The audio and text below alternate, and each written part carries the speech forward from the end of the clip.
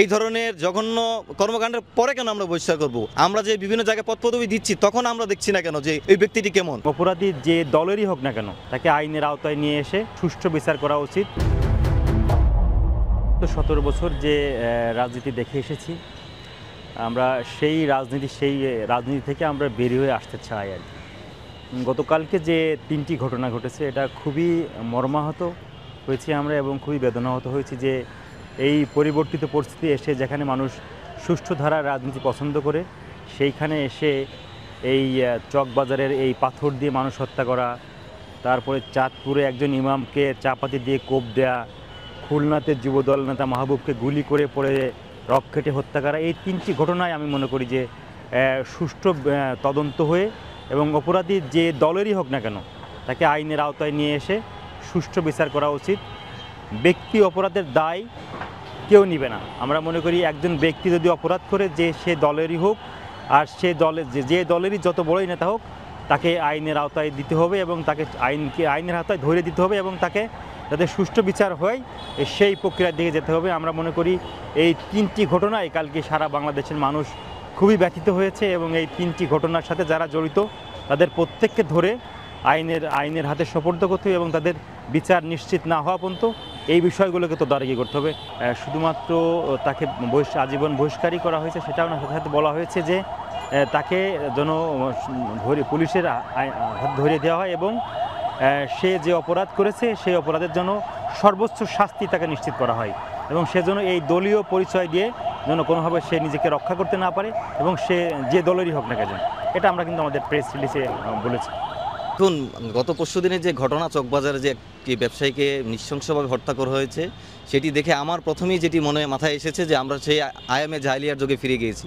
আমরা শুনেছি, বিভিন্ন ইতিহাস থেকে আমরা পড়েছি যে সেই সময় পাথর নিক্ষেপ করে মানুষকে হত্যা করা হতো।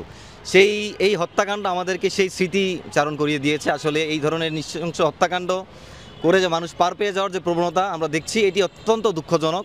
সবচেয়ে বড় কথা হচ্ছে, দেখেন, বিএনপি বা জামাত যেই কথাই আমরা বলি না কেন এই ধরনের হত্যাকাণ্ড আমাদের আসলে বিশ্বজিৎ থেকে শুরু করে বিভিন্ন হত্যাকাণ্ডের কথা মনে করিয়ে দেয়। সবচেয়ে বড় কথা হচ্ছে এই হত্যাকাণ্ডগুলো আসলে আমরা কোনো বিচার দেখছি না। যেই দলে আসুক, আওয়ামী লীগের সময় আমরা দেখছি আওয়ামী সন্ত্রাসী কায়দায় বিচার হত্যাকাণ্ডগুলো হয়েছে, কোনো বিচার পাইনি। বিএনপি যদিও ক্ষমতায় আসেনি কিন্তু বিভিন্নভাবে আমরা বাঙালিরা যে একটি স্বার্থপর জাতি। দেখেন, কালকে গত পরশু শুধু এই ঘটনাই নয়, একটি যুবদলের নেতাকেও গুলি করে হত্যা করে এবং তার রক কেটে দেওয়া হয়েছে। কিন্তু আমরা আমাদের স্বার্থের কারণে ওই ব্যাপারটা নিয়ে কেউ প্রতিবাদ করছি না। আমরা প্রতিবাদ করি কিন্তু সেখানে আমরা আসলে স্বার্থ খুঁজি যে আমাদের কি স্বার্থ জড়িত আছে, রাজনৈতিক ফায়দা লুটার চেষ্টা করি। সেই জায়গা থেকে বিএনপির কথা যদি বলি, অবশ্যই এটা ন্যাক্কারজনক একটি ঘটনা। তারা দেখেছি যে কালকে বহিষ্কার করেছে, কিন্তু আমার কথা হচ্ছে এই ধরনের জঘন্য কর্মকাণ্ডের পরে কেন আমরা বহিষ্কার করব?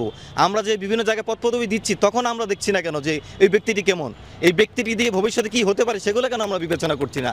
সেই জায়গা থেকে ভবিষ্যৎ রাজনীতির জন্য এটি নিঃসন্দেহে এটি অশনি সংকেত বলে আমি মনে করছি। গত 17 বছরে স্বৈরাচার সরকারের আমলে সবচেয়ে বেশি নিপীড়িত নির্যাতিত একটি দলের নাম হচ্ছে বাংলাদেশ জাতীয়তাবাদী দল বিএনপি। কিন্তু এবং জুলাই গণ অভ্যুত্থানে বিএনপির সর্বস্তরের নেতাকর্মীদের যে ভূমিকা সেটি আসলে প্রশংসনীয়। কিন্তু 5 আগস্ট পরবর্তী বাংলাদেশে বিএনপির তৃণমূলের অনেক নেতাকর্মীর বিতর্কিত কর্মকাণ্ডের কারণে আজকে বিএনপি সাধারণ জনগণের কিন্তু তোপের মুখে পড়েছে এবং প্রশ্নের মুখে পড়েছে। এবং আমরা গত কয়েক মাসে যে ধর্ষণ থেকে শুরু করে চাঁদাবাজি, টেন্ডারবাজি থেকে শুরু করে নানান ধরনের ঘটনা আসলে বিএনপিকে এক প্রকার মানুষের জনগণের যে আস্থার জায়গায় তারা থাকার কথা সেই জায়গা থেকে অনেকখানি দূরে সরিয়ে দিচ্ছে বলে আমরা মনে করছি। এবং একই সাথে গত 2-3 দিন আগের যে ঘটনাটি আসলে যে পুরান ঢাকার চকবাজারে একজন ব্যবসায়ীকে আসলে যে নৃশংসভাবে হত্যা করা হলো পাথর নিক্ষেপ করে, এই ঘটনাটি আসলে সারা দেশের বিবেককে নাড়া দিয়েছে। একই সাথে আপামর ছাত্র জনতার হৃদয়ে কিন্তু এক প্রকার রক্তক্ষরণ হয়েছে। এবং এই যে নৃশংস ঘটনাটি, এই ঘটনাটি আমাদেরকে মনে করিয়ে দেয় যে এর আগে যে বিশ্বজিৎ হত্যাকাণ্ডের যে ঘটনা, তাকে যে কুপিয়ে হত্যা করা দৌড়িয়ে সেই নৃশংস ঘটনাগুলোর সাথে আমাদেরকে পরিচিত করে দেয়। এবং একই রকম একটি ঘটনা বলে আমরা মনে করছি যে এই বিশ্বজিৎরা বারবার রাজনৈতিক দলের নেতাকর্মীদের নিপীড়নের শিকার হয়ে বারবার কিন্তু ফিরে আসছেন ভিন্ন নামে। সুতরাং এটি একটি বিস্ময়কর ব্যাপার। এবং একই সাথে 5 আগস্ট পরবর্তী বাংলাদেশে আমরা আসলে এ ধরনের রক্তক্ষয়ী কোনো সংগ্রামের সাথে আসলে সাক্ষী হতে চাইনি এবং এ ধরনের কোনো ইতিহাসের পুনরাবৃত্তি আমরা আসলে দেখতে চাইনি।